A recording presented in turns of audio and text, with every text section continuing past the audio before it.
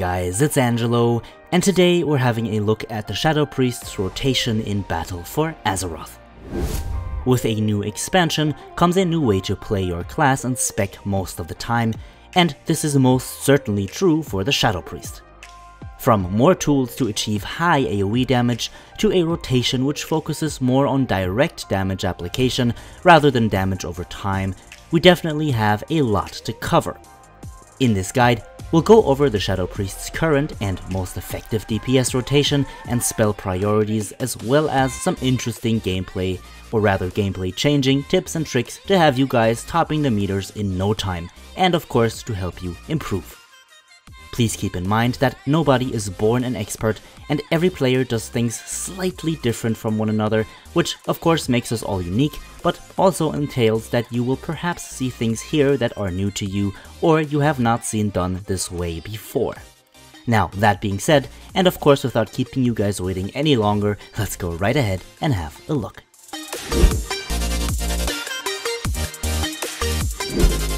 Now, in comparison to Legion, there are differences to our playstyle, no doubt, but fortunately no differences to the essential idea behind the spec.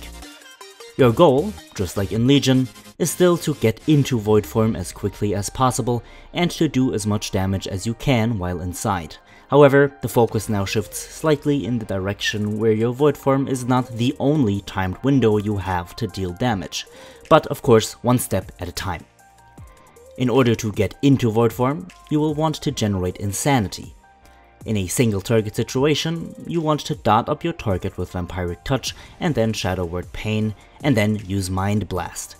After this, you will want to fill with Mind Flay until your Mind Blast is off cooldown again, which is when you'll of course use it once more, and then fill with Mind Flay again. If you're not using any insanity generating talents, which are active abilities, this will be your rotation until you are ready to cast Void Eruption, which is when you can enter Void form. With Legacy of the Void, this is at 60 insanity, and with any other level 100 talent, this point or threshold will be at 90 insanity. If, however, you are using talents which grant you insanity when using them, like Dark Void, Shadow Crash, or Shadow Word Void for that matter, you will want to use these on cooldown in order to push yourself to enter Void form a lot faster.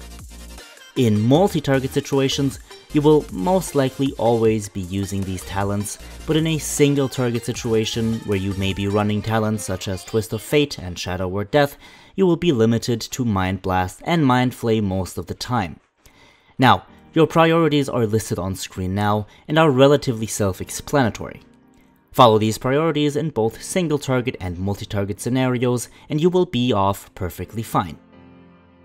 In multi-target scenarios, and depending on with which talents you play with, your rotation will look a little bit different.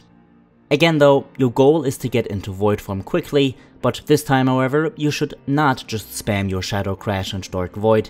Instead, you should wait for your enemies to group up and then cast them. Try aiming your Shadow Crash towards the biggest group of enemies and take into consideration that your tank could be moving the targets in a moment, or the targets could move themselves. Dark Void and Void Eruption work similarly, only this time you will want to directly target the most centered enemy and then cast. The reasoning behind this is that both Void Eruption and Dark Void work on a range indication based off of your current target, meaning Void Eruption and Dark Void will spread onto any enemy surrounding your target up to a certain range. For Void Eruption, this is 10 yards, for Dark Void, this is also 10 yards.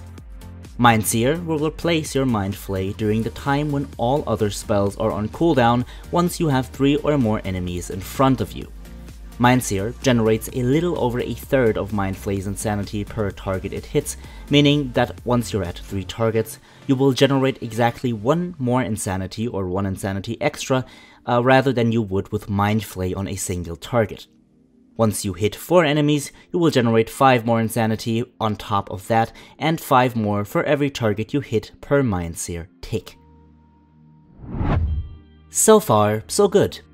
When it comes to our rotation, This is the essence of the Shadow Priest, and due to the way that Battle for Azeroth has changed the game, a rotation is definitely a lot simpler and more straightforward than it was back in Legion, which is honestly not that bad as I personally expected it to be.